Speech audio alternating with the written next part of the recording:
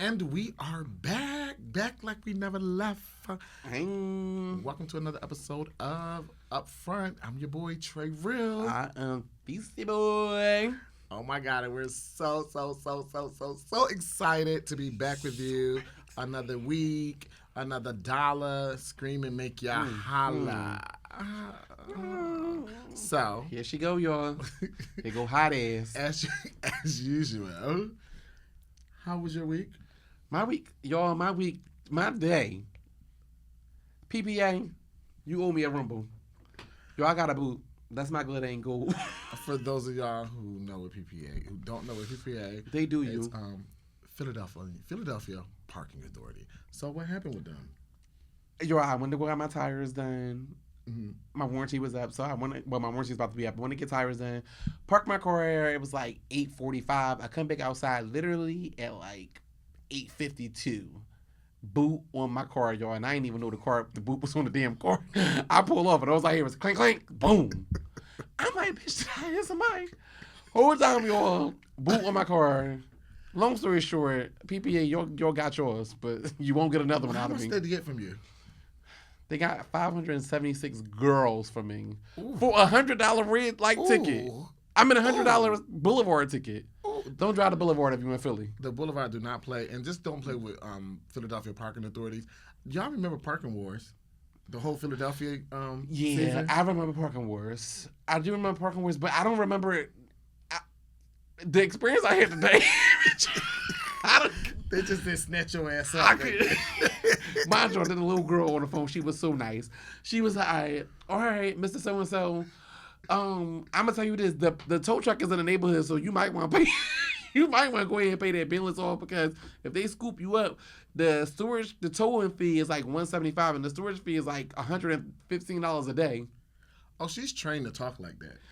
They trained them to talk that. They got my money. It worked. So, little girl, good job. Shout out to my mom. She was ready to drop everything and come take me to work because I was freaking out, and my best friend was about to come to pick me up. So shout out to them too for saving the day. That is so good. How was your week? Oh my God. My week was good. Good. That's better than what you was feeling last week. Yeah, my week was good. Today was a little testy, starting it out. But once I got about halfway through the day, I had me a salad soup, and a salad soup. Yeah. What is that? A salad soup. You know, you get a salad and you pour a whole lot of Olive Garden salad dressing on it, and so by the time you finish, it's like a little soup at the bottom. No, that's just so good. That is so good. You literally take a spoon at the end and just like you just slurp a salad dressing. You never had Olive Garden's dressing? I had it before, but I ain't slurping it. Baby, that's the best thing since sliced bread. Wow. Oh, my. She's wild. The Lord is my glory. And you believe me, if you ever had it, the Lord will be your glory too. I'm sure that's like high cholesterol or something. That's all right. That's between me and this body. I'm just saying, at your age, you got to be careful with this. That's fine. But it's between me and this body can afford it. Can that body afford it? I mean, it looks like neither one of these bodies can afford it. But girl, this one could, honey, she's tight. She's snatched. She's poor, baby. All right, her soup salad was good, y'all. Cause she about to give herself too much. She about to do me, y'all. And y'all know I don't want to be done. The doctor didn't do this, honey. I went to Dr. Jesus. Hey, my glory. But Lord, I thank you. Lord, I thank you for another episode. Lord, I thank you for my good dear sister, honey. I thank you for the body, Lord. You see, she brought God into it because she ain't gonna say nothing negative. While she talking about God. After the way PPA got me today, I ain't saying nothing negative about nobody. Okay, girl, but you heard how she just tried to come for me, right? This is the girls. The girls want to do you when you don't want to be done. But the God I serve, He keeps me when I don't even want to be kept. And you back here again. Lord, I thank you. And you back here again. Lord, I thank you. That's your ministry. Hey, got it. Shababa. Hey. Wait. Stopping you real fast. We should stop. You can't stop the movement of the Holy Ghost. This girl. Yo, I'm leaning this way because when God decides to strike, you better lean this way and get on some of these blessings, honey. I want them to, miss me. But no, we should definitely thank the people that tuned into the live one. Oh my God, yo, that was so much fun. We should definitely we should definitely thank those people. So shout out to you, everybody who tuned into the live. It got a little live on Instagram. It was totally live. It was no filter. It was very raw and uncut. It was no filter. We wrapped up the whole little stuff on Miss Thing, Miss the Baby. Y'all know I'm not talking about it no more. We're not bringing her on. She's laid to rest. Let the festivals do what they want to do. Only thing I'm going to say is to you festivals, okay? And all of y'all that's canceling him and taking him off y'all shows, if you really, really, really, really, really want to show that you really represent and believe in inclusion and diversity and inclusion, then you will not only be removing him, you will be replacing him with artists such as Saucy Santana. Okay? Let me see you walk. When you do stuff like that, then I'll believe in your elaborate statements and all of that stuff. So until then, girl, dust. That's fair. Speaking of shows, though. Girl, she gonna do me when I don't want to be done. No, because she want to talk about this motherfucking giraffe. I mean Giselle. Wow, that's not where I was going to go. Oh, where you was going? I was about to ask you, do you know anybody who sold out 10 shows consecutively? I know anybody who sold out. Who sold out. Who has sold out 10 consecutive shows. Mm-hmm. Outside of Beyonce? Outside of Beyonce. Now just think about it. If you up there selling out shows with Beyonce, you got to be a bad motherfucker. Lil Nas X? Oh, and if you compare the Lil Nas X, who is arguably one of the most talented people nowadays current, you got to be up there. Oh, you were iconic. Oh, I like where we're going. We talking about 10 shows consecutively. 10 consecutive shows. Sold out. Lines around the building. What type of artist? What type of show was it? Like a Broadway show? Well, it's something like a Live Nation show. A Live Nation, Jay-Z? Ooh. She's put on shows where Jay-Z has performed at. Who you know sold out the Leah Core Center? Yeah, get your thinking cap on, because you say you know your shit, right? Bitch, stop playing. Wait a minute. Everybody touch your neighbor. I want for you to find that answer. I want you to look to your right. Look to your right. And yo, we gonna welcome one of the very few people in this world who have sold out 10 consecutive shows besides Beyonce, Jay-Z. Who else did you name? Lil Nas X, Mary J. Blige, and the list goes on. And she's not even an artist. So, I want to welcome my good girlfriend, one of the best friends that I've had in this whole entire world, the biggest heart that you will ever find. She gives back to the community. Shut up. She gives back to the community. She keeps kids off the street during at-risk hours, which we really need now. And she's going into cycle 10 of her youth empowerment program. Girl, get to the introduction, honey. I want you guys to say hello to my girlfriend, Ms. Mookie. Hey. Thank you, Gord. Welcome. Me. What a motherfucking introduction that you were giving. I'm a little appalled that you didn't know he was talking about me. Oh my God. Period. Girl, don't be, honey. I don't pay too much attention to the Leah Cores. Oh, but what about the tower? Okay. 2300 Arena. 2300 Arena. No. Just to name a few. And the list goes on. Yes. Welcome. We are so glad to have you. Welcome to Upfront with Trey Real and Feesey Boy. Please make yourself at home. Mm-hmm. Please just jump in as our guest today. Jump in. Go into these topics with us. Feel right at home. Yes. You know, we're all friends and feel comfortable. Love the camera. And I love the camera. So Let's get it popping. So I thought you were going on our reality TV rap. Just wondering, do you watch The Real Housewives of Potomac? I do not. Okay, good. Oh, that was not nice. I still have a love-hate relationship. Because he doesn't want anybody to fall in love with the same people that I fall in love with, y'all. And I feel like Ms. Mookie would probably agree with me, because we like that straight, honest conversation. We like that. We don't like that beating around the bush kind of crap. And I feel like my girl Giselle just let the girls know what it is. I don't believe that. And my girlfriend Robin be right on Giselle back. I'm just like, girl, I have a very strong... she be like, I have a very What you say about my strong- girlfriend? I have a very strong spirit of discernment, and I can read people very well. Like And so me- could your girlfriend like, Mia? Like Mia. And Mia was, and now look at Mia. Now Mia, like Yeah, Mia, yeah, she's- and I would think that you would, if you watched from season 1 to current day, I don't think you. People who looking at pants walking the walls. So we looking at. I don't think you. That's a good saying. That's a good saying. But I Right. don't think you'd be impressed with her at all. I do watch reality TV, but I've never been impressed with the Housewives. Yeah. Neither of them. Why? I don't know. It's just I don't know. I've never watched The Real Housewives of Atlanta. Really? Never. Well, I can understand. You know what? I will say this.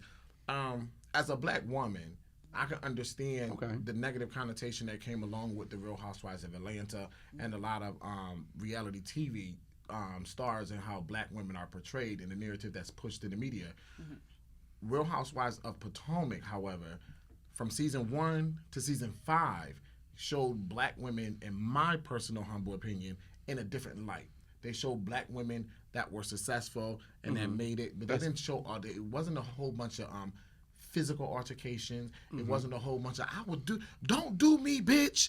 I will do you when you need to be done, bitch. So there was no shaking They the wasn't table. doing all of that. And then an altercation happened, which Left a nasty should taste in not Trey's have mouth. should not have happened. However, it happened, and there was a small physical altercation, and they blew it out of the water for that season.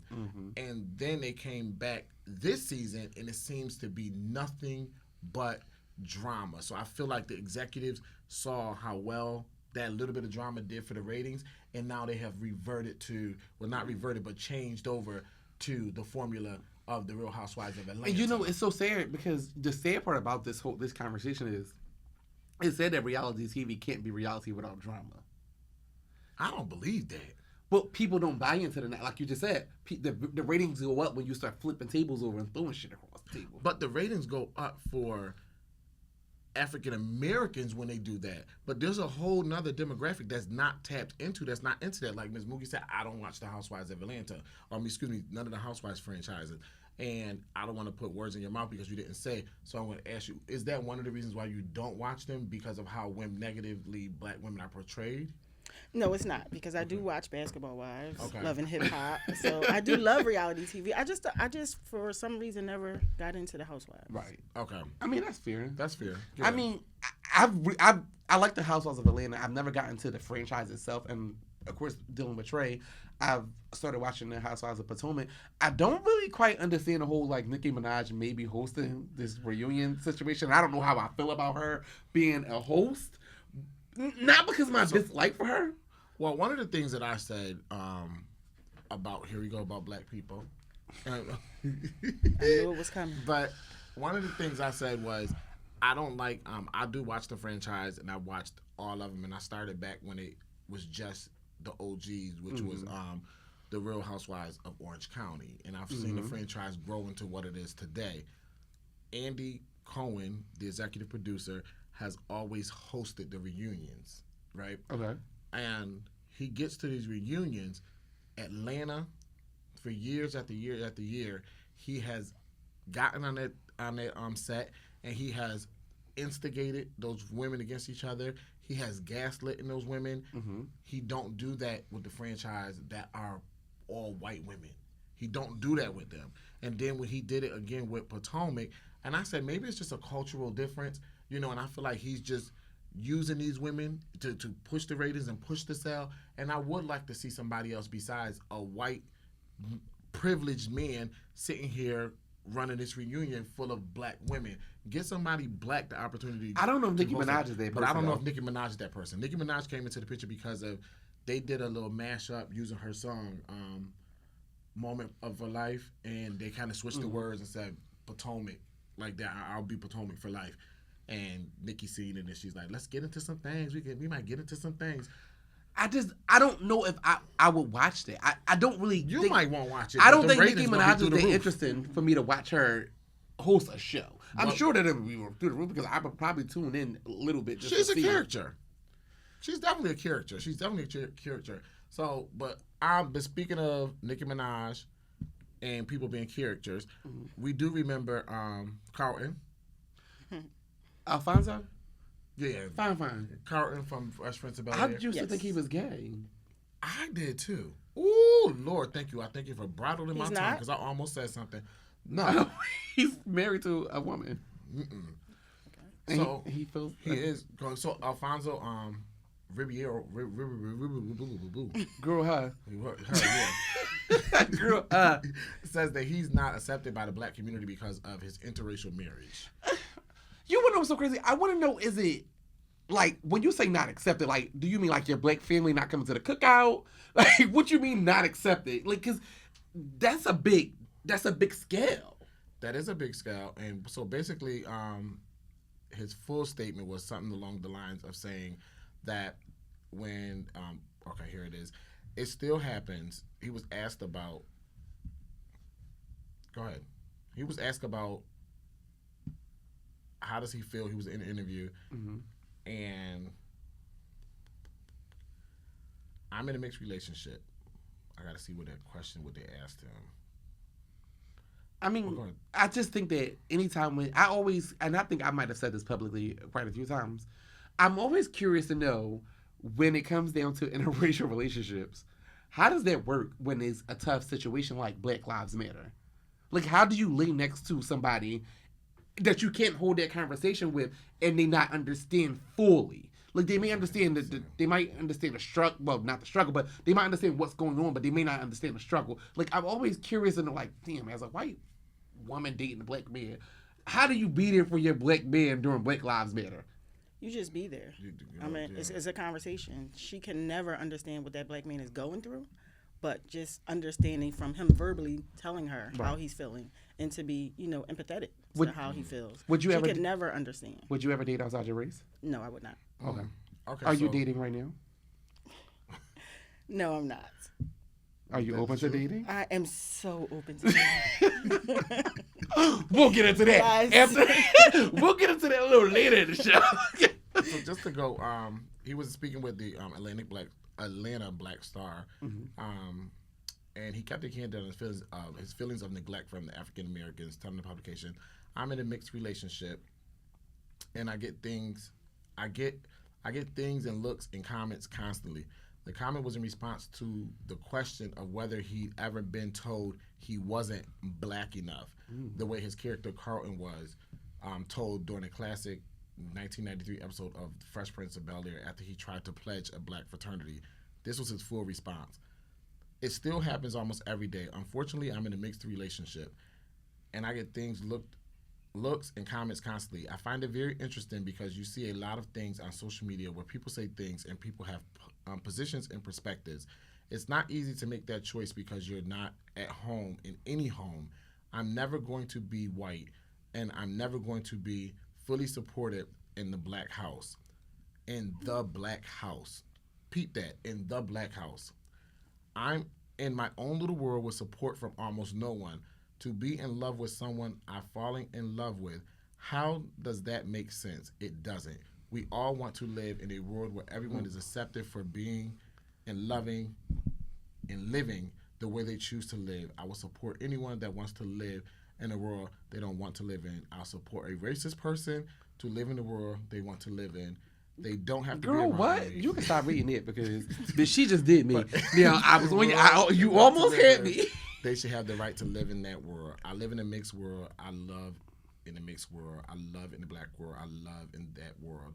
I feel everyone should be supported. I deal with it all the time. I laugh at the fact that I am a mainstream television host, been in the game forever, and can purchase tickets to go to the BET Awards. Oh, bitch, you felt it.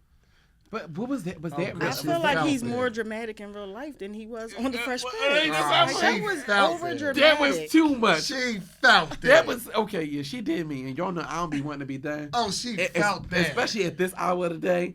Now, my thing is, when you say not accepted, when you making slurs like that, like, oh, I can buy tickets to the BET Yes, Awards. that's what she felt it, and that's what moved me. But I ain't never seen you there. I heard the racist part, and it kind of like nudged me a little bit. Oh, God. And then we got to the end part. I said, oh, she misthinks she felt her puss. Miss Carlton Banks, she won't get anything from me today. Listen, girl, you can't get it. Listen, girl. You won't get anything. I'm Miss Carlton, Miss Alfonso Ribeiro. This is for you. Is it mixed? No, she not mixed. Both her parents black, Eli? Yeah.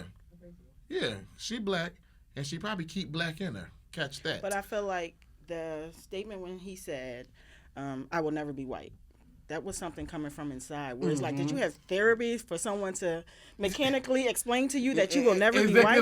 That was real harsh. Because it's like you're living the real life Carlton. Right. But for you to say we don't support you, bro, we've been doing the Carlton all of our lives. Like, I don't understand girl. He don't understand himself.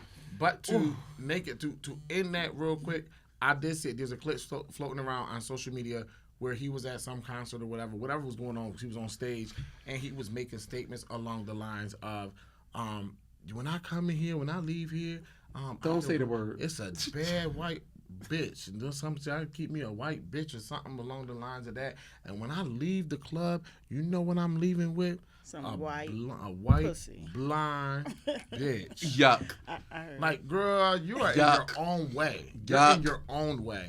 It's unfortunate that we thought Carlton was a character when that really was a character of yourself.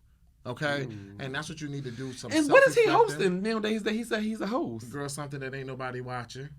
In the black community. Maybe the white community is watching it. Shout out to the white community. Keep on watching our black brother, okay? Because you still our brother, Carlton. And Alfonso, when you get pulled over, guess what? You still look like us, buddy. So you're still going to get the same shit. And when you go into a restaurant, hey, you may be asked, are you the waiter?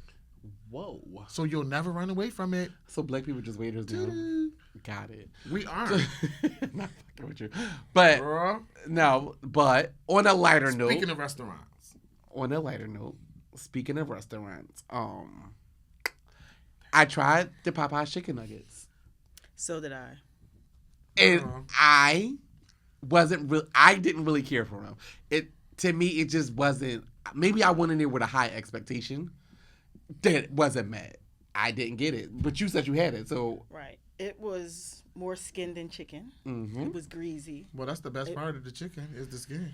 I don't want a box full of skin. When I pay for chicken, I have no dog. It's called a chicken nugget, not a skin nugget. I don't have no dog in this fight. So you like them? Do you like them? I haven't had them, so I don't have no dog in this fight. Well, it reminded me of, like, you know how, like, if you ever go to Popeyes and they take the chicken and put it in the box and then you see, like, the chicken droppings all underneath it?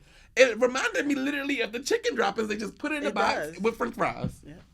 So I wasn't really like the excess chicken. Like, we have some excess chicken over here. We're gonna just put it in the box and call it chicken nuggets. Call it chicken nuggets. I felt the same way. I'll stick with Chick-fil-A. Yeah, that's unfortunate. But and y'all know I cheated when I ate them chicken nuggets. Child, that's the cheat lie. He just saying that for the camera. Y'all know he's been eating chicken. So moving right along. So what we're gonna move on to is, speaking of fast food restaurants, let's talk about McDonald's. And let's talk about my girlfriend, the ex-girlfriend of Quavo, of the Migos. Speaking of Saweetie, have you guys seen that McDonald's has, Saweetie has a collaboration coming out with McDonald's, where a lot of previous artists, they've been doing this with previous artists, really big name artists, where they take like crazy shit. Like when I used to eat McDonald's back in the days, I would go like order what them things, a McDouble with nothing on it but mac sauce.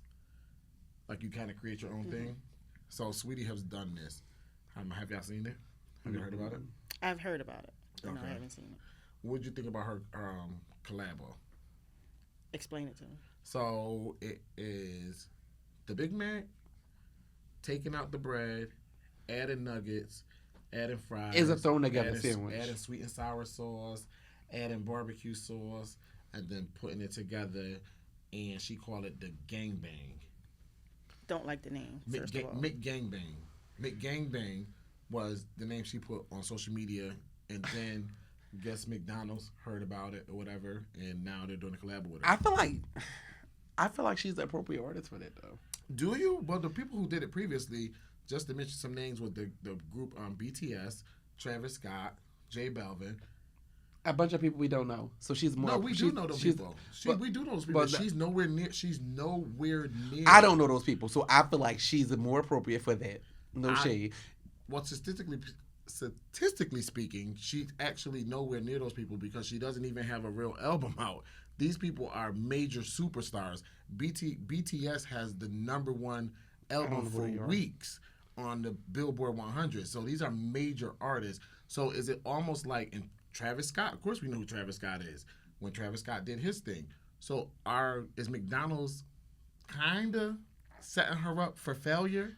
It's McDonald's. Or they helping her push her to the next level? I don't think by making a sandwich with nuggets and french fries and mac sauce is pushing her to the next level. Well, when you have a franchise Who's actually like going to eat that? a lot of people. Like who? I don't want nuggets on my burger. My I 600 And I pound like white. to eat my fries separately. My I 600 eat my pound white fries people. first. Okay. Or high I people. don't want it on my burger. But so, I don't eat it. I don't eat it, and I'm not here to. Again, I don't have a dog in the fight. So y'all want to hear something funny? Right, though? and I don't eat McDonald's, but I'm just saying. But since we're talking about McDonald's, I wonder. It's so funny we're having this conversation. We were talking about this at the shop the other day. Was McDonald's expensive back in the day? Like, why couldn't I get McDonald's when I wanted it? You couldn't? Like, when I was growing up, McDonald's was kind of like, you go get it when you went to the dentist or the doctor. Like, your mom wasn't just getting McDonald's for dinner, like them days. Our moms gave us real food. They cooked Monday through Friday. And Saturdays, you got McDonald's as a treat. Where these new moms, McDonald's is the meal. Monday, Tuesday, Wednesday, Saturday, Sunday. Yeah.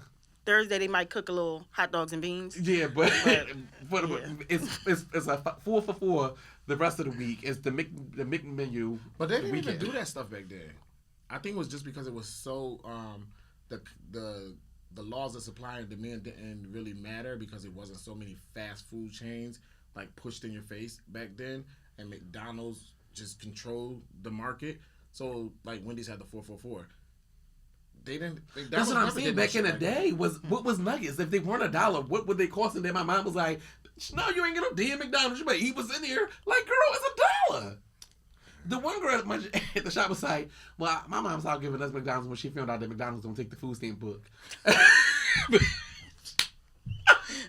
Bitch, I fell out. I had to put the hot comb down. Oh my God. I couldn't even scoop it the way I wanted to. Do y'all remember the food stamp book? I remember the food stamp book. It was so cute. I remember the food stamp book. The $5 was bronze or maroon. I think the dollar One of them stamps was green. were a brown. I think the $10 was green. Green. That's and it was an orange. Yeah. But now I got a question though. I can't remember that for a bag. I can't relate. So your mom was never on food stamps? I can't relate. Wow. Well, my mom was on food stamps for a minute. Wow, Alfonso. If she was, I don't remember. I remember peeling a little book off before y'all got your little EBT cards. Yes. It was a book. It was a booklet. She didn't let us know. We didn't know. I didn't know. I love the book. He wanted egg. Do y'all remember when? No, we don't remember. We all know. New York was the food stamp capital. Do y'all remember? Do y'all remember? The bodegas loved food stamps. That's not true. Philly was. Wow, this girl. Oh, she. Can we get some statistics? Can we put on some data? Everybody know that Philadelphia is the largest poorest city in the nation. And that's no shade to the city, but it is. You know. Eli, can you fake that name for me, Eli, please? Yeah, it is. Because they. You didn't know that, yo, really? we gonna move on and we gonna let Eli sum that up because she doing me. And I don't want to be done. No, they're trying to do me, but I'm gonna show them how it's done. She trying to do me like Popeyes. So they don't do chicken right, baby. Since we're talking about children, why we pull up the statistics, the correct statistics that I just quoted. Tell us about your organization. You are the owner, CEO of a nonprofit organization dealing with children's ages 4 to 14. 5 to 21. 5 to 21. Yes. Okay. So tell us about your organization. So I am the founder of I Am a Role Model Youth Empowerment Program here in Philadelphia, and we have youth ages 5 to 21, and it's an empowerment program where we use dancing and modeling to lift the self-esteem and enhance the self-esteem and the confidence levels of inner city youth. It's very popular. It's been in the city for 10 years now. We're actually in our 10th anniversary year, cycle 10, and we're super excited to start this new cycle. We do various things within the community. You have to do 25 hours of community service, and even in order to stay in the program. And we do these projects together, like we do coat drives, book bag giveaways, feed the community, and most recently, we've been raising money to help get people out of eviction. So for the last 3 years, when we have our big show in December, we use that money and we work in collaboration with the Philadelphia Housing Authority to get people out of eviction. So it's a wonderful program. I'm very excited about it. Corey here is a big brother of the program and has been for about 7-8 years now. And we're excited for the new Cycle 10 that starts October the 5th. But before Cycle 10 starts, we're having a big fundraiser. Can I go into my sneaker ball? No? You can. Okay. You're recording. Yeah, I was about to say, It was going to come up. But go So ahead. we're having a sneaker ball on August the 27th at the IATI Ballroom. Tickets are $75, and we also have sections available for organizations and friend groups.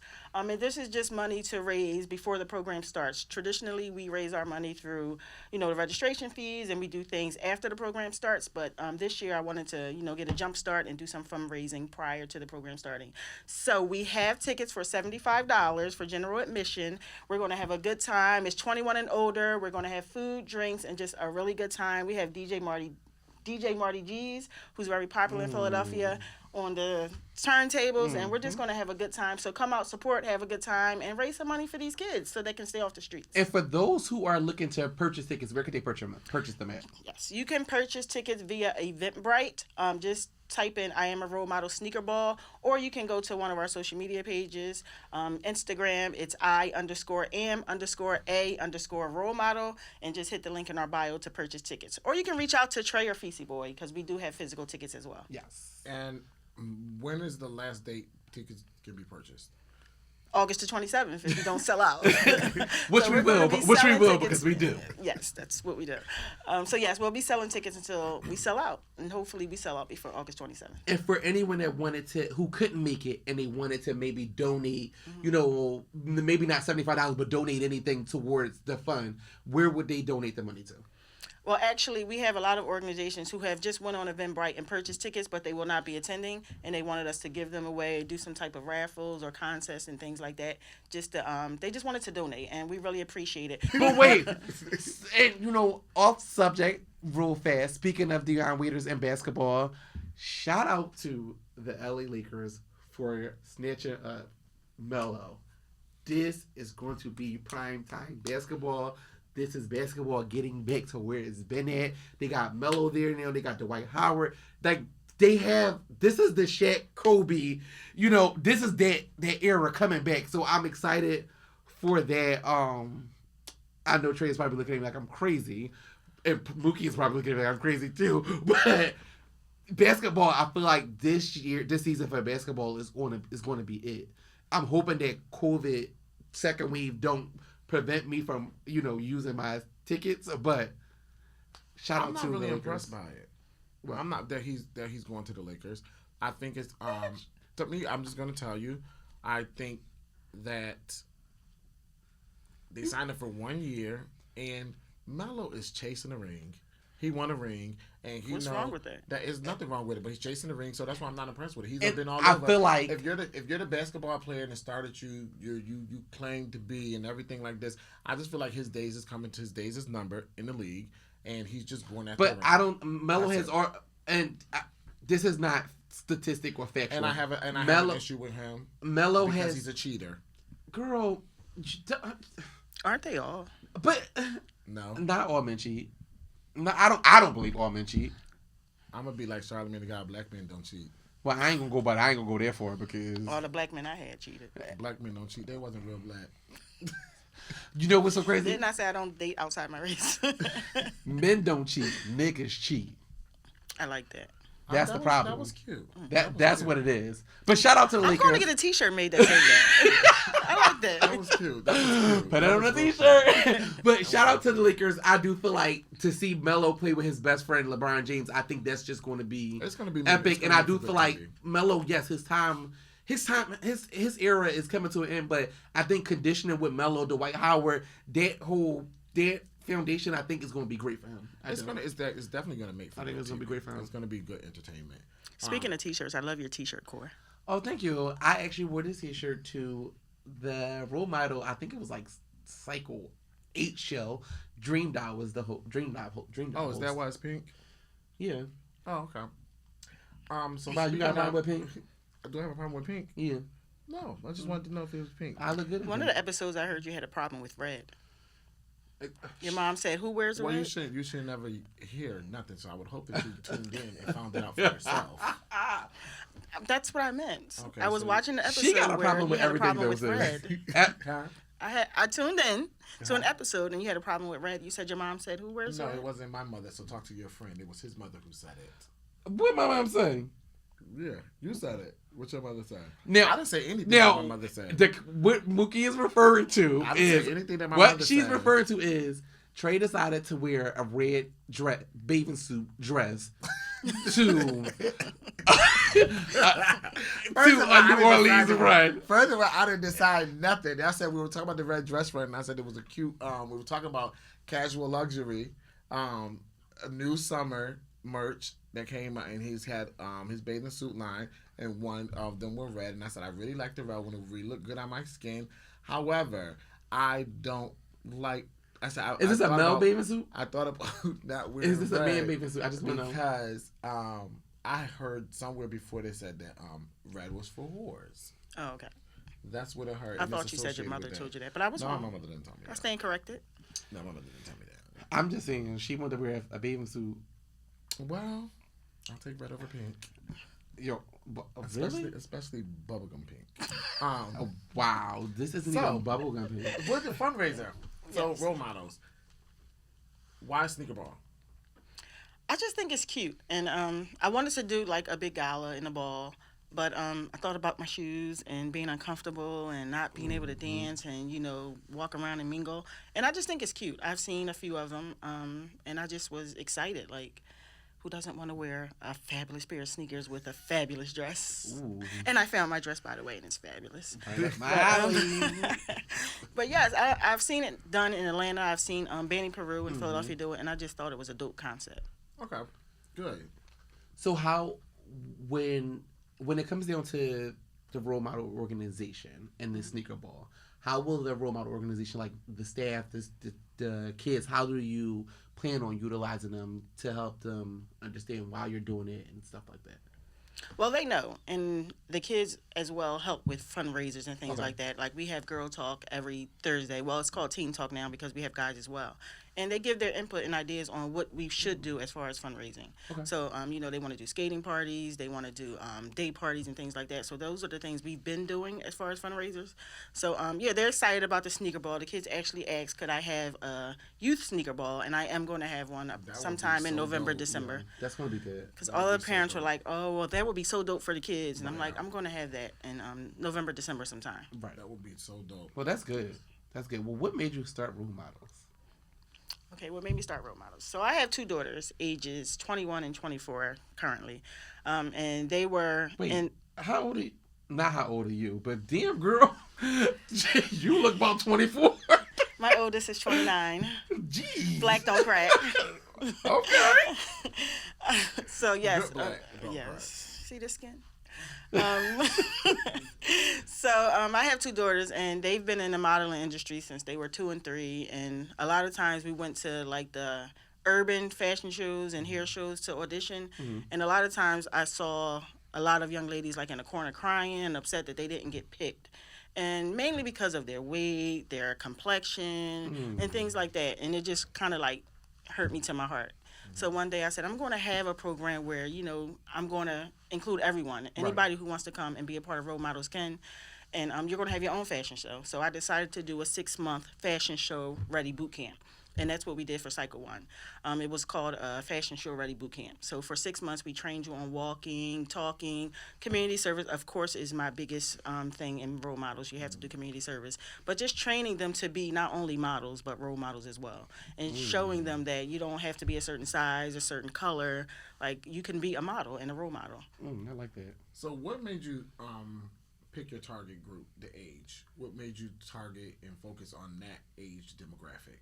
One, I just didn't want to leave anyone out. Okay. And two, I think you have to capture kids young. You have to learn confidence at a young age, because a lot of kids deal with insecurities, and that's why we have these teen talks, and we also had tiny talk with the mini models as well, just to like build them up.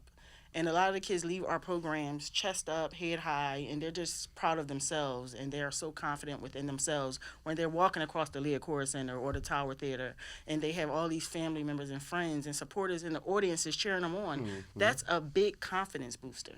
So and there's no age to start building confidence. So I just wanted to start young and just follow them into their adulthood. Cool. So what does an average cycle look like? So from Hectic. from start to finish, we're talking about modeling boot camp. We're talking about community service. We're talking about teen talk. Do we have? I noticed you said that Corey was a big brother, so I'm assuming there's some mentorship that goes into it. So what does to someone who's interested in like, hey, I got a kid that's sitting home, and I really want my kid to get out, and I've been trying to look for different things around the city to get my kid active and involved in. What does a cycle look like? Just an average cycle, an average year, and I know this is year 10 for you. Yes, so it's 10. a decade. Congratulations on 10 years of doing this. So cycle 10 has to be something special to you. Yes, it is. So without revealing too much of what's going to happen in cycle 10, give us a rundown of what a cycle looks like. Okay. So we start with auditions. And the only reason I have auditions is because there's so many kids in the city that wants to be a part of the program, but I don't have the space for hundreds of kids. My max is 100 per cycle. Sometimes That's a lot of kids, y'all. That's a lot of kids. It is. And sometimes we go a little over. So it starts with the audition process. You come in, you audition for modeling and dancing. That process takes all day. Our auditions are usually like 8 hours long because the lines are wrapped around the corner. So it starts with the audition process. After the audition process, we make the phone calls 2 or 3 weeks later to let the people know if you made it or not. The audition process is not my best part of the process because I don't want to tell anyone no. I actually have someone else on the team making those phone calls. So I hate that process. And it's not based off of a look. It's not based off of if you can walk or if you can model because we can teach you that. It's based off of how you present yourself at that audition. Like, are you comfortable with our choreographers and our judges? We ask a few questions while you're there, like, do you know what community service is? Who's your role model? And things like that. So it's based off of those questions. And then we pick, a plethora of kids to come in for the new cycle. And then the next process is interviews. Interviews, you have to come dressed like you're coming for a professional interview. Like that. The staff comes dressed like they're professionally interviewing Even someone. for the 5-year-olds? 5-year-olds as well. And that's And let me so tell cute. let me tell you, baby, the They 5-year-old, They outdo the older girls I'm about to say sometimes. the 5-year-olds, they dress the girls out of a box. Okay. Oh my God, never forget this one 5-year-old came. She had her briefcase and she came and crossed her leg. And I was like, and then she pulled out her picture out of her briefcase, like, That's so what was her cute. name? Oh my I can't God, think. I know who you're talking remember. about because I remember us being in the room with the mirrors. Yes. So, yes, you go through the interview process and you come in one by one and you interview with the panel of big brothers, big sisters, and myself. And once you make it through that, and then we start cycle 10 or whichever cycle, you come in, we do orientation, we do a parent orientation. A parent has to come to orientation in order for you to start because without the parents, we can't build the child the way we want to build a child. It's teamwork. We need the parents as well. So the parents have to come to orientation with the child. That lasts about 2 hours. We just explain the program, explain community service, fundraisers, and things like that. Then the next week, the cycle starts. You start with modeling. We start seeing, how you walk. We start training you on walking. We train you on dancing, with small dance techniques. We have what's called a competition team for our more advanced dancers who actually travel and compete throughout the state.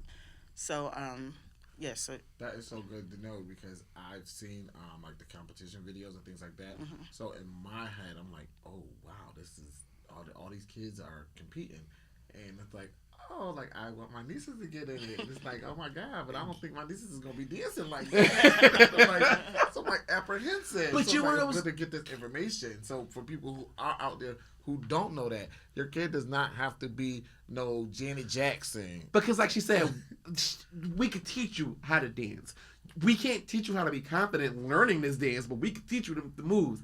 The rest is up We to you. can teach you how to be confident. Well, I'm just Well, saying, coming in, we just need to see what we're working with. Right. So don't come in shy, because then it's like, well, are we gonna have to pull it out of you? Or how can we do it? But the competition team and role models, the program, are two separate entities. Mm-hmm. It's both hard work, though. Very. That's why I'm like, I can't imagine her dealing with that many children, day in, day out, phone calls at nighttime, dealing with parents. Hats off to you. I had to stop the parents from coming to rehearsals year 7, I believe. Girl, don't tell me you be in there like, what's the white Abby? You cut Parents like don't come to my Abby? door. Parents are not allowed at my rehearsals at all. Parents, did you hear that? And I already know. I never understood it until she gave me the reason behind it. Mm-hmm. And I was like, okay, I can understand it as somebody who... What is the reason behind it? Because a lot of times the parents intimidate the child. Mm-hmm. Oh. They're in the corner like, you better do it right. Or you're going to get your behind whooped when you get home. It's like you're putting fear in the child, and we're trying to build their confidence. So they won't do their best. Right. So they're paranoid, and they're not doing their best because they're afraid of them getting pulled into the bathroom and getting hit on. Right. We had a mom who did that before, Sexy Side, but I ain't going to say no names. Yeah. Mm-hmm. But, yes, so after you go through the dancing and the modeling technique, then we do a big show in December. We do it at Universal Orton Reed School because they have an amazing auditorium, and that money is the money we've raised for the evictions. They get people out of evictions, and we do the Santa gift. If they raise some money for the evictions, would you mind them raising some money for me? I don't think I'm gonna get an eviction or nothing, but I would like some money towards my rent. So annoying. It don't work It's for that low way. income families in the Philadelphia Housing Authority. Oh. Sorry. I'm low income. But you ain't never had food stamps, remember? Right? I didn't say, hold on, wait a minute. So you ain't live in public housing? Hold on, let's be clear. My response said, I don't know. This bitch always trying to clean it up, y'all. Y'all see she always trying to clean it up. That's all right. That's all right, my response said, I said that I don't know if we did, I don't know, because my mother never let us know.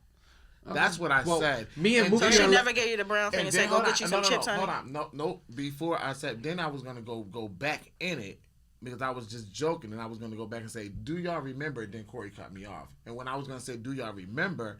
I was saying, do y'all remember when they had the loose ones and they would stick them in another book because some stores wanted to see them come out the book in order for them to take them? We was cool with our corner stores. They didn't want to see all that. No, I ain't never seen it. But it's crazy because... But I wondered... Well, where I grew up, everybody know I lived in the projects. Yeah, I was about to say, is this a New York thing? The projects, no, I think it's just... Did you live in Marcy? No, I lived in the projects. Marcy? The projects where I lived was all surrounded by an affluent white neighborhood.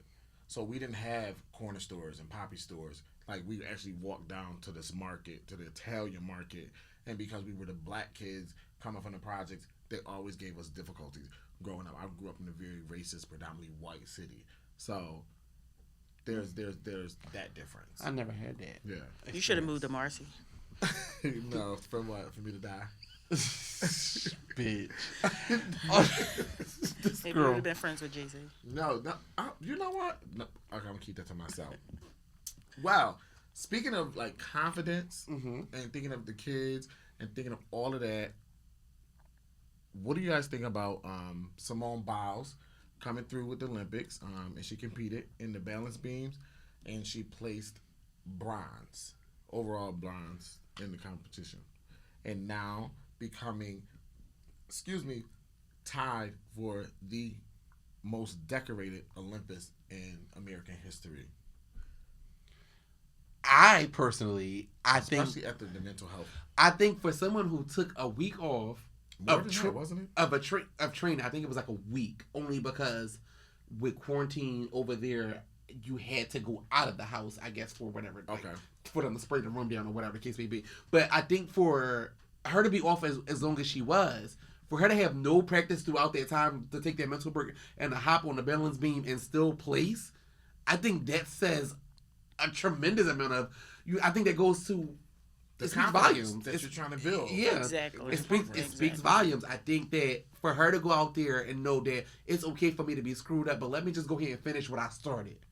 And I think she said something along the lines like she didn't plan on placing. She just wanted to finish what she started.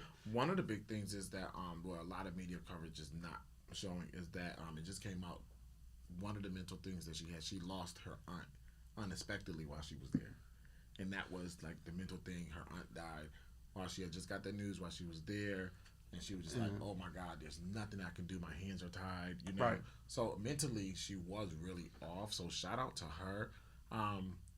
Shout out to her. Even like I feel like if she really wanted that gold, she could have got that gold. And I think that's why she did it, because it was just kind of like, girl, I've already accomplished so much. What more could I do? Like, I need to focus on self. Yeah. Which is, I mean, it goes back to like what you said with role models. It's like you're instilling in these young ladies, these young men and women that like it's okay to not be okay, but you gotta have an outlet, to do so. And mental health is real, and just being around the kids in girl talk or teen talk, these kids have issues, and they try to push through and complete shows and complete competitions, and it's like, but they're dealing with so much in their mental, and it's like, where does this come from? Why? I don't know what this is about this generation. This generation with the mental health with our youth is crazy. The suicide rate of youth, the teenage suicide rate is crazy. I don't know. It's the parents. I blame the parents. These new parents are different. Why? They're not nourishing their kids. They're not giving these kids hugs. They're not telling these kids they're proud of them when they leave the house. It's like it's a different situation than when we were growing up. Oh my goodness. My mom always say, because my mom feels like Mookie feels, so she's always like, go ahead, you chase them out of them little loving hip hop moms. You need to get you a Golden Girl mom or a Good Times mom. And that's Mom, true. what? It's true. Like, y'all know my mom love a little colloquialism. Like, she let her throw some shit together. Like the new moms are so caught up in social media and reality TV, and they're not watching their kids. They're not loving on these kids. I think that's so. It's just so sad and it's so scary that I don't have children, but it's also so scary to even think about bringing children into this world and to just see what. I can't imagine being a young lady, like a young girl, you going through the change of your body and so forth and so forth, and to have to not be able to talk, like your mom not be able to go over what it is that you're going through, like because she doing whatever God knows what. But I don't know. So and that's why these kids need places like role models where they have big brothers and mentors. We get phone calls 3:00 in the morning sometimes. Like I just had a fight with my mom. Can somebody come pick me up? Or I just left a club and I don't feel safe. They can't call their parents or can't call family members sometimes and ask them to come pick them up 3:00 in the morning. Mother be like, you went out there, you find a way home. Oh my God. 3:00 in the morning. I recall driving. I've called them plenty of times to go pick up a child late at night. One thing about that organization that I love, like everyone who watches this podcast, y'all know that 9:15 the sleep goes on. Like the button comes up, bedtime. Trey, we will be out at dinner. Trey gotta go. Wrap it up. Check. Trey understands. If I see Mookie's number on my phone after, it could be after like 7:30, 8 o'clock, I instantly go into like putting my clothes on before I even answer the phone. Just because I know she wouldn't call me that late unless it was something regarding one of the children. So it's like, that's what I love so much about the program, because it's like the big brothers, they just jump to it. They don't ask questions. We don't need instructions. It's just like, this is what needs to be done. So it's one of the things, I know one of the things that I when I deal with the youth, my approach is I try to be for this 14-year-old or 15-year-old what I needed at 14 and 15 years old. But I heard you mention mentor. So what does mentorship look like to someone attending role models? I believe that for myself, I believe mentorship is essential to our Black community.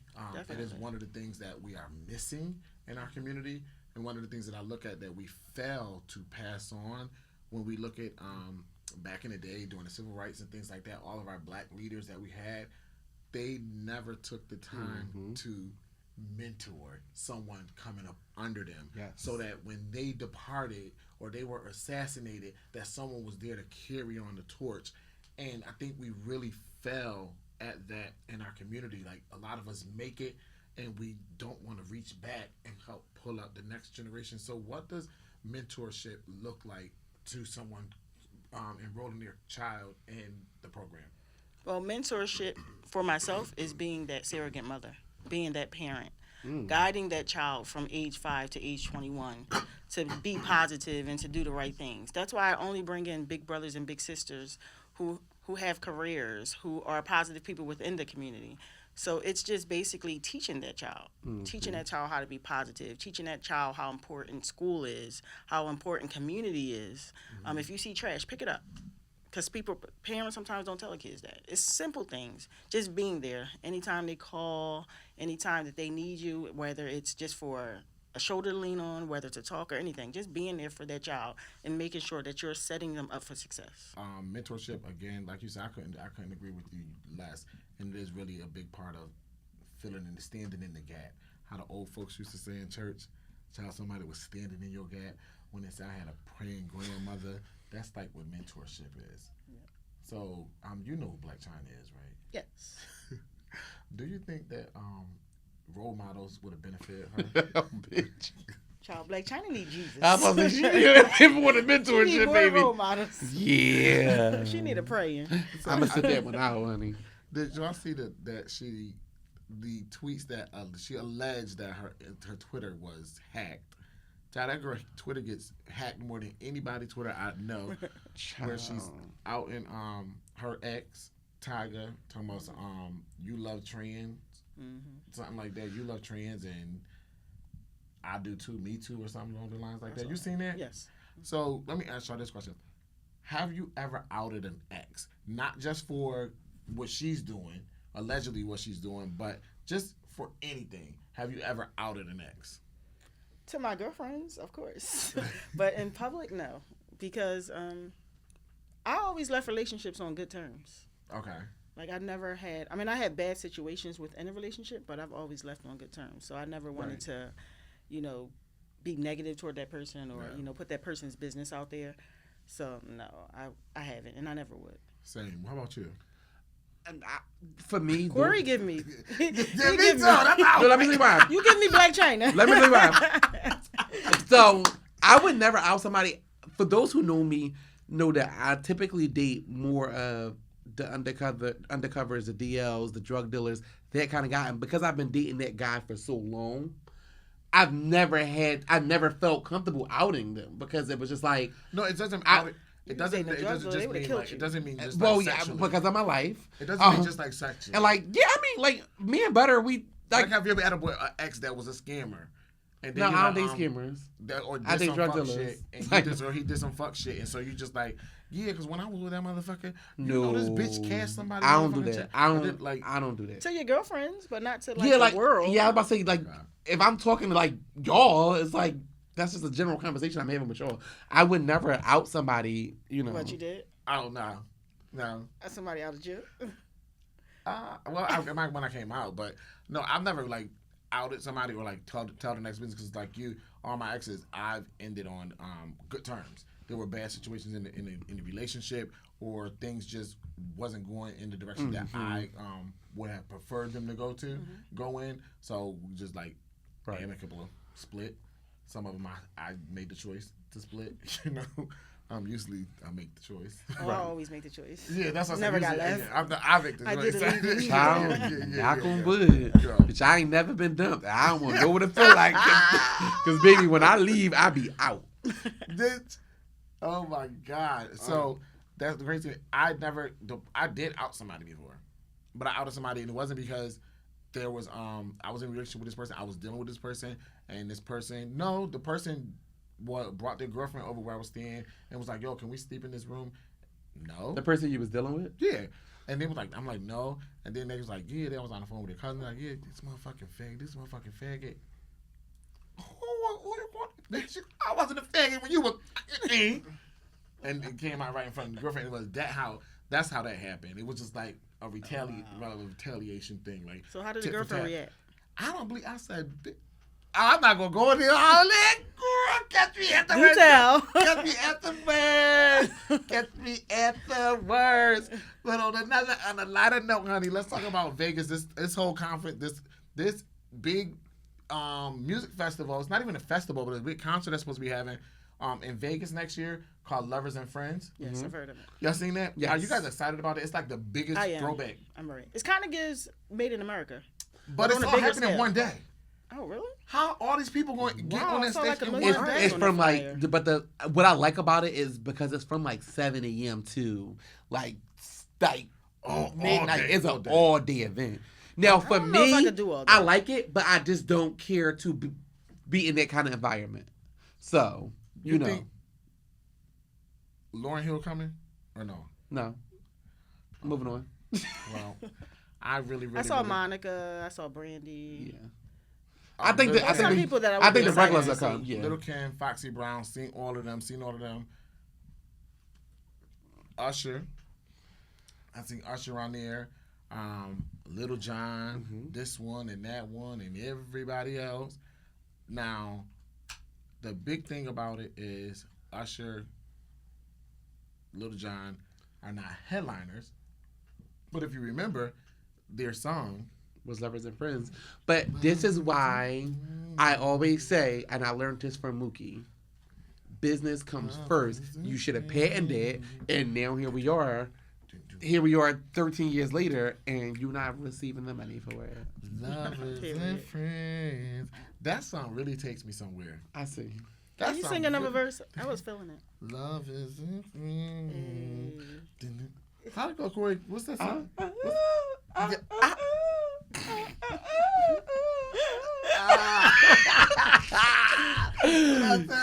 So annoying. I'm not even gonna lie. One thing that hurt me to my heart was when they said Usher. That Usher was out here giving people herpes. Girl, they ain't no business of mine. That just hurt me to my heart because I was like, that was my biggest crush, Yeah. and that's what I wanted, and that's what I I wanted. can't get past that nose. Ugh. Usher's? Mm-hmm. What's wrong with his nose? It's big. Do you think his girlfriend's going to talk about the herpes in her tell-all? I wonder if she Or the got ex-wife. it. The ex-wife. So yeah, the ex-wife Tamika Foster. I don't know if she's going to tell it. I really don't think she's going to tell it. I mean, because I think about it. Would you tell if you got herpes? I wouldn't. Well, shit. If she know the coulda baby, dodged the bullet. if she know the baby, he might fuck her out her. So she might not have to tell nothing. Yo, no. But she is, speaking of that, she is releasing the tell-all book. Mm-hmm. And I'm like super duper excited to read it. Good. Just because I'm interested in her story, just her resiliency. You know, she lost her son, he drowned, and then her children by the boy she had by Usher.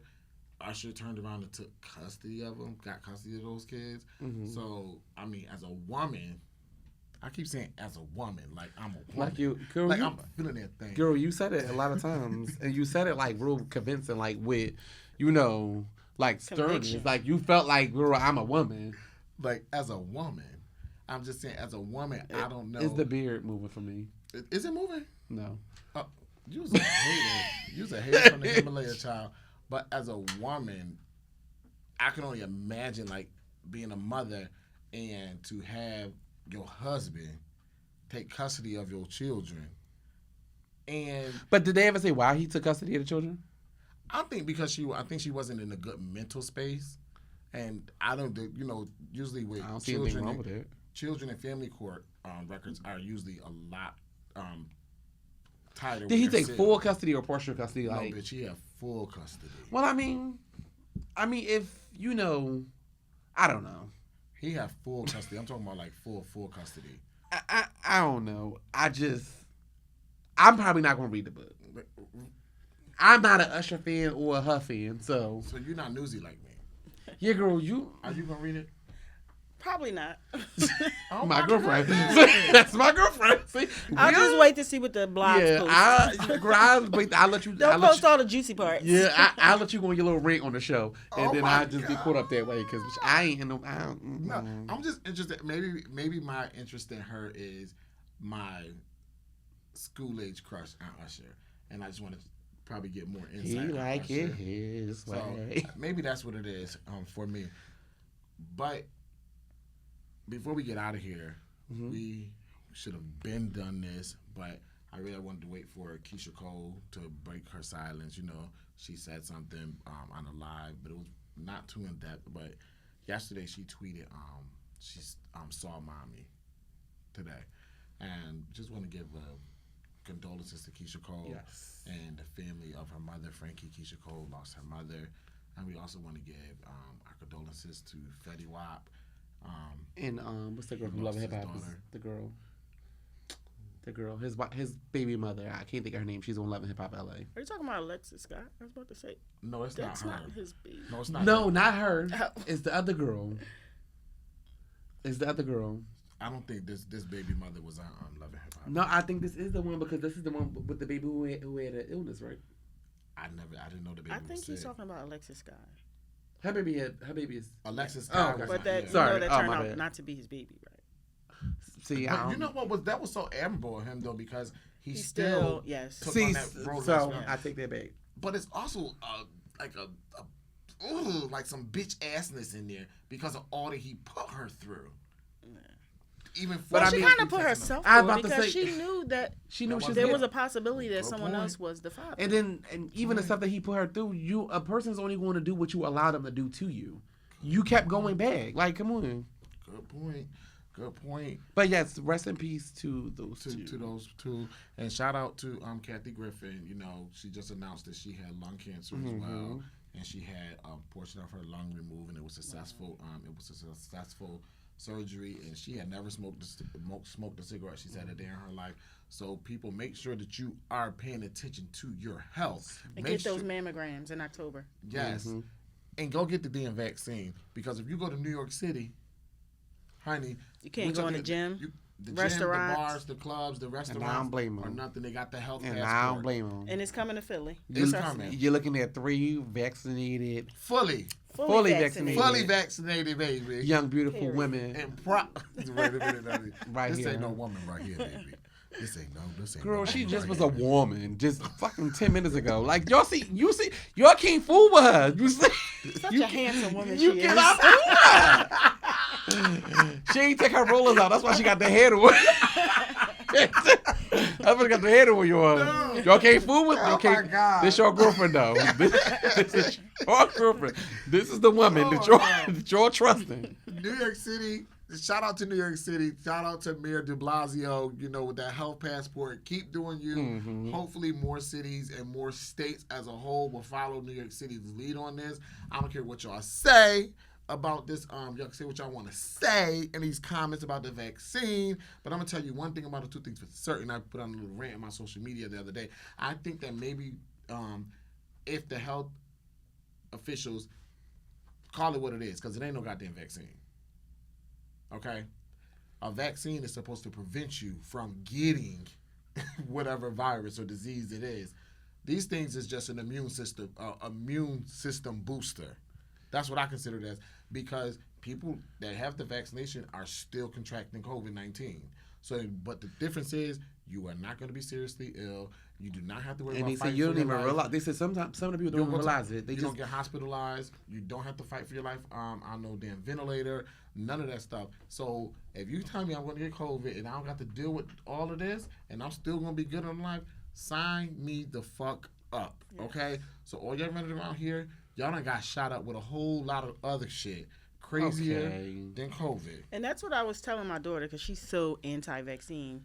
I'm like, when you were going to school and they said, you better go get these immunizations before your child comes back, parents rushed to go get them. You didn't know what they were shooting up in your child. Yep. You just And rushed y'all because you turned wanted out your child out fine. the house and you wanted your child to go to school. And y'all turned And out you fine. turned out fine. So just Yes. get the vaccine, people. Get And shit, if vaccine. anything, is more trustworthy nowadays because medicine is improved from Yes. then to now. So, I mean, but to each Yes. his own. I'm not forcing you to get the vaccine, but if you didn't get the vaccine, stay the fuck away from me. Period. Don't come to my house if you ain't vaccinated. So guys, please, Don't come to my shows. Don't come to role models. Yeah. You're not vaccinated. Sit that shit out. Please, if you're eligible to get the vaccine, get the vaccine. Ain't no if you're eligible. Everybody's eligible. Go ahead. Some people can't get it because of health reasons. Okay, or but some stuff people like need to stay the that. fuck away from Well, it. so if you're able to get it, get the vaccine. Some people need to stay the fuck away from me. Thank you so much.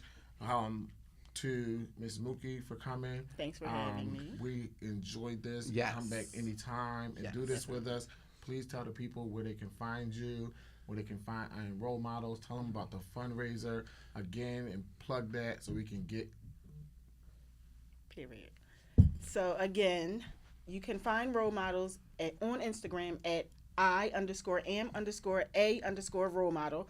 Also, hit that link in our bio to purchase your tickets. Even if you can't go, purchase a ticket anyway so that you can add to the fundraiser, because we have a great program and we're just trying to keep these kids off of the streets and in a safe environment during those at-risk hours after school. But the sneaker ball is going to be popping, so make sure you come and we're going to have a good time. And thank you so much, Trey and Feesey, for having me. I enjoyed myself. Of course. And I personally want to thank you for coming out, and I also want to thank you guys for watching us. And as always, I am Feesey Boy. You know, I'm your boy Trey Real, but the thing about it, like I'm gonna tell y'all, like we tell you every episode, please make sure that you like, subscribe, comment, because every time you do that, it helps boost our videos in the algorithms, so that we get more exposure, and the more exposure we get, you know, the better it is for us, the better it is for you. We just really, really, really want to see this is going to go, and it's going to continue to go. And you don't want to be them people that say, oh, I should have watched them when they was on YouTube. Yeah. You know, so, and please, if you're watching, please subscribe, create an account. It don't take long, okay? Like, comment, share it with your friends, because I'm sure it's something that one of us said in this episode or one of the other episodes that somebody has interest in. So thank you for tuning in. Thank you for sharing. Thank you for commenting. You can find me on Instagram or Twitter at TreyReal, TREREAL, on TikTok at TREREAL, the number 3, TreyReal3. So, you know what? And speaking of TikTok, I ain't gonna tell you, we ain't gonna go into that. So, you know, Ms. Mookie over here, she cuts up on the TikTok. I tried to get them to do a TikTok, but I don't be ticking on no talking. I'm the TikTok Now I queen. can pop like a drop it, I can twerk, but I can't tick no talk. I'm sorry, y'all. I'm gonna get a TikTok out of them. I can't take y'all see, if y'all follow her on Instagram, y'all seen she tried to get me to do one. Not my best performance. You won't never see me out there. Okay. Sorry. On that note, again, thank you for tuning in. Do us those favors that I asked y'all. Love y'all. Love y'all for commenting. Love y'all for liking. Love y'all for sharing. I'm your boy, Trey Real. I'm your boy, FEESEYBOY. And we are out.